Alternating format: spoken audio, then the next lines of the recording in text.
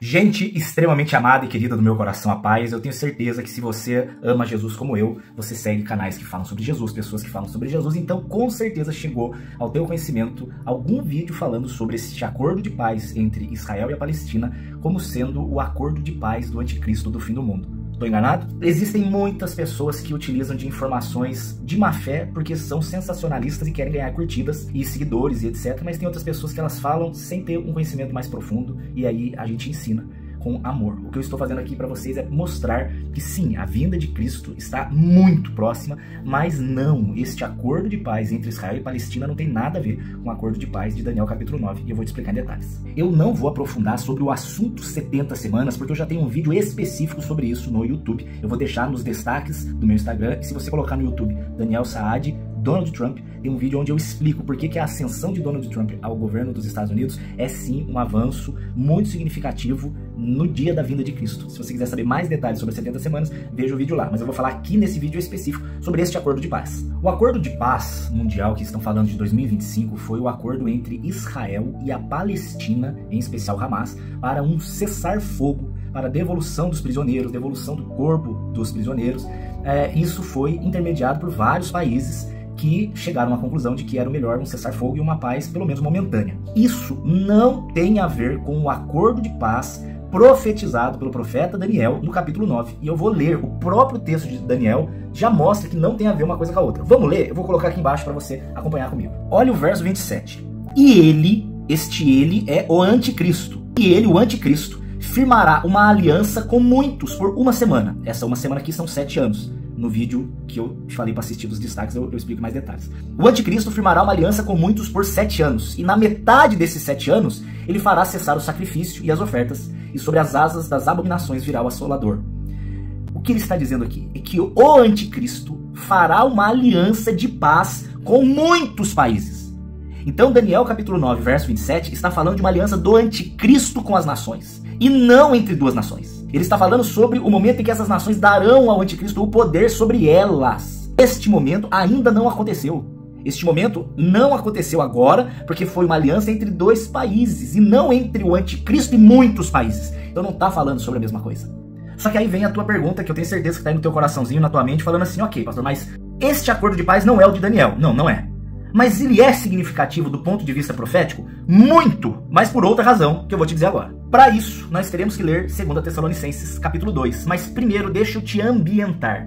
Quem escreve a primeira e a segunda carta de Tessalonicenses é o apóstolo Paulo para os crentes que estavam em Tessalônica.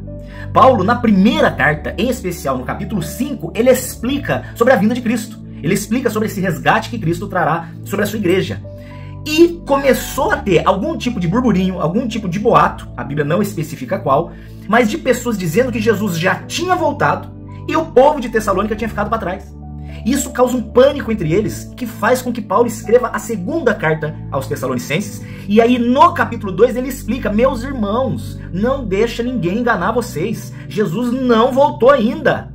A primeira vinda, sim, como o cordeiro, mas obviamente ele está falando da vinda como o leão, o juiz, não como o cordeiro, esse obviamente já veio, mas os irmãos tinham achado que a segunda vinda já tinha acontecido, e que eles tinham ficado para a grande tribulação. E Paulo fala, não, gente, vocês estão confundindo. O povo de Tessalônica estava sendo martirizado pelo imperador romano. Eles não aceitavam o culto ao imperador. E por isso eles eram perseguidos, eles eram presos, eles eram envergonhados e muitas vezes martirizados. Então essa perseguição fez com que esse boato surgisse de que Jesus tinha voltado, eles tinham ficado para trás e estavam passando pelo momento da tribulação. E Paulo fala, gente, não sejam enganados, Jesus ainda não voltou. Uma coisa precisa acontecer.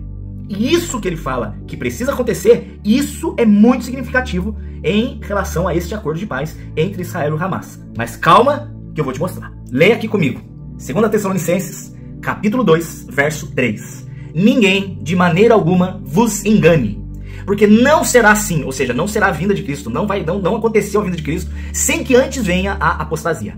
de novo no vídeo que eu tô indicando vocês pela terceira vez para vocês assistirem, eu explico que na visão pré, essa apostasia é a retirada da igreja. E na visão pós, essa apostasia é um abandono em massa da fé por conta da perseguição do anticristo, por aceitarem o número da besta e tudo mais. Assistindo o vídeo, você toma o seu lado. Não acontecerá isso sem que antes venha a apostasia e se manifeste o homem do pecado. Este homem do pecado é aquele que firmaria a aliança com muitos, é o anticristo, que ele está citando de novo. Então olha, não acontecerá a vinda de Cristo sem que antes se manifeste o anticristo, ele precisa se manifestar. E olha aqui no verso 4, continua lendo aqui embaixo comigo, eu tô lendo aqui, você tá lendo aqui. O qual se opõe e se levanta contra tudo o que se chama Deus, ou que se adora, de sorte que, aqui está o grande ponto, se assentará como Deus no templo de Deus, querendo parecer Deus. Este ponto é extremamente significativo com esse acordo de paz. Jerusalém hoje é dividida em 4 partes. A cidade de Jerusalém é dividida em uma parte dos cristãos, uma parte dos muçulmanos, uma parte dos judeus e a quarta parte é considerada de domínio dos armênios. O problema é que o templo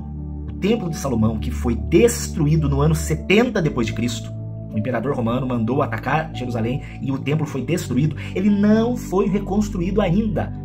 A única coisa que nós temos hoje que sobrou do templo de Jerusalém é o chamado Muro das Lamentações. E para que o anticristo assuma o poder, é necessário que ele se assente sobre o templo. Está escrito aqui. Só que tem um problema. O local onde fica o templo, hoje, está sob o domínio dos muçulmanos. Eles jamais permitiriam que os judeus reconstruíssem ali o templo de Salomão. Então, neste sentido, sobre este acordo de paz entre Israel e o Hamas, é sim muito importante do ponto de vista desta pacificação do local, para que, quem sabe, esta pacificação avance ao ponto de, não sabemos como, nem quando, nem através de quem, os muçulmanos permitirão que o templo seja reconstruído, para que então o anticristo reine lá. Este sinal é imprescindível para que os 7 anos do Apocalipse possam acontecer, cumprindo lá a promessa de Daniel, onde fala que aí sim, onde o anticristo fará uma aliança com muitos por 7 anos. Uma semana profética ali, são 7 anos. Então, neste ponto, o acordo entre Israel e Hamas é interessante porque avança uma pacificação do ambiente para que, quem sabe, em breve, chegaremos ao ponto dos muçulmanos permitirem a reconstrução do templo onde o anticristo se assenta, mas não está ligado este acordo de Israel com Hamas, literalmente ligado ao acordo do anticristo com muitas nações, tá bom? E só para terminar, agora eu te faço um alerta muito importante pastoral, por amor à tua alma. Toda vez que sai alguma notícia sobre Israel, sobre guerra, sobre paz, as pessoas automaticamente já tentam atrelar ao Apocalipse e já fica esse desespero, a vinda de Cristo é próxima, a vinda de Cristo é próxima. Amados, não espere começar a chover para você resolver arrumar o seu telhado. Arrume agora, se prepare agora, porque se Cristo voltar daqui uma semana, ou se Cristo voltar daqui a 50 anos, não tem nenhuma garantia de que você vai conseguir ver. Por quê? Porque hoje mesmo, eu acabei de voltar do velório de uma irmã extremamente querida, piedosa, uma mulher de Deus de verdade da minha igreja. Câncer pegou de forma totalmente inesperada e de forma fulminante, ela foi levada pelo Senhor. Imagina se essa irmã ficasse esperando as notícias esquentarem, para que então ela resolvesse dar atenção para a vinda de Cristo e então ela resolvesse colocar a casa dela em ordem. Você não precisa desse sensacionalismo para te fazer entender a urgência de você se entregar verdadeiramente para o Senhor Jesus. O tempo de buscar a presença do Espírito Santo é agora. Não é pelas notícias que você ouve de Israel. Não é porque parece que Cristo volta amanhã. Não, é porque pode ser que você não passe nem de hoje à noite. Ou você sabe o dia que você vai morrer.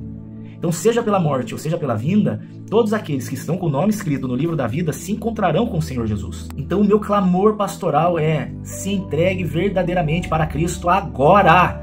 Confesse os seus pecados, reconheça que Ele é o Senhor da sua vida, clame pela presença do Espírito Santo, ande em oração, em santidade e, em especial, pelo amor de Deus, aprofunde-se no conhecimento da palavra, para que você não seja enganado por nenhum tipo de sensacionalismo, notícias para te deixar ansioso e desesperado e notícias cuja única intenção é angariar para quem está contando seguidores e fama e poder e monetização e etc. A intenção dessas pessoas não é a salvação da sua alma. Obviamente que eu estou generalizando, existem muitas pessoas sérias, sim, mas existem muitas que só querem te deixar apavorado para dominar você e te deixar debaixo das garras desses falsos mestres que não querem a tua salvação, e sim a tua carninha e a tua lã de ovelha. Amo vocês, que esse vídeo tenha feito sentido. De fato, Jesus está voltando. De fato, a vinda é breve. Esse vídeo foi só para explicar sobre os acordos não serem os mesmos, não tem nada a ver uma coisa com a outra, mas não é de tirar a urgência de você levar Jesus a sério. Porque sim, em breve nós estaremos com ele em casa, muito mais cedo do que você imagina.